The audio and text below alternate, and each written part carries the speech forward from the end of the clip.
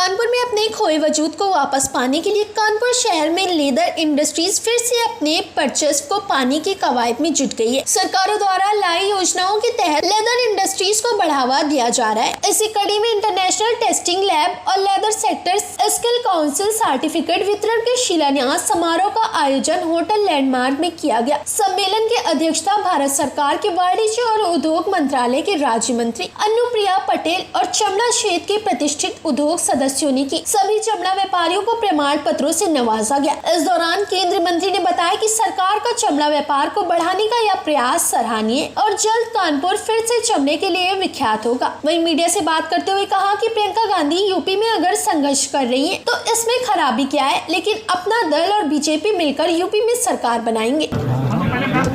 माननीय प्रधानमंत्री जी ने इस वर्ष में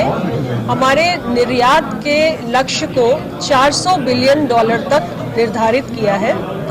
और इस $400 बिलियन के लक्ष्य को पूरा करने में हमारी जो चमड़ा उद्योग है, जो लेदर इंडस्ट्री है, उसको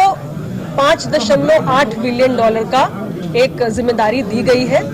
जिसको वो पूरा करने में लगे हुए हैं। और इस दृष्टि से आज यहाँ पर हमारे सेंट्रल लेदर रिसर्च इंस्टीट्यूट और हमारे कानपुर लेदर क्लस्टर ने मिलकर एक साथ एक अंतर्राष्ट्रीय स्तर की टेस्टिंग लेबोरेटरी की स्थापना की है और इसके जरिए जो हमारे उद्योग से जुड़े हुए उत्पाद हैं उनकी टेस्टिंग में बहुत सहूलियत होगी, क्योंकि यदि हमें अपने निर्यात को संवर्धन देना है, बढ़ाना है, नए मार्केट्स ढूंढने हैं, तो हमारे अंतर्राष्ट्रीय स्टैंडर्ड जो है, मानक जो है, उन पर हमें खरा उतरना होगा। उस दृष्टि से इस अंतर्राष्ट्रीय टेस्टिंग लेबोरेटरी का बहुत बड़ा महत्व है। साथ ही यहाँ पर लेदर सेक्टर स्किल काउंसिल की तरफ से युवा लड़के लड़कियों को जो हमारे लेदर इंडस्ट्री के अलग अलग सब सेक्टर्स हैं उनमें अलग अलग किस्म के भूमिका अदा करने के लिए प्रशिक्षण दिया गया है और ऐसे 40 बच्चों को यहाँ पर लेदर सेक्टर स्किल काउंसिल की ओर से उनके स्किल सर्टिफिकेट्स प्रदान किए गए हैं। ये सारे बच्चे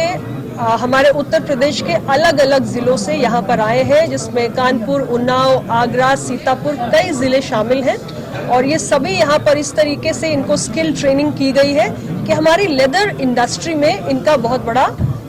योगदान होने जा रहा है। देखिए, अभी कोरोना की वजह से आप जानते हैं कि पूरे दुनिया की रफ्तार रुकी है, लेकिन धीरे धीरे परिस्थितियां सामान्य की ओर बढ़ रही हैं। हमारे देश में 2 दिन पूर्व ही दुनिया का सबसे बड़ा टीकाकरण अभियान जो भारत की सरकार ने चलाया, उसके तहत 100 करोड़ लोगों का टीकाकरण करने में हमें सफलता प्राप्त हो चुकी है। जैसे जैसे टीकाकरण आगे बढ़ा है, कोरोना संक्रमण की जो रफ्तार है उसमें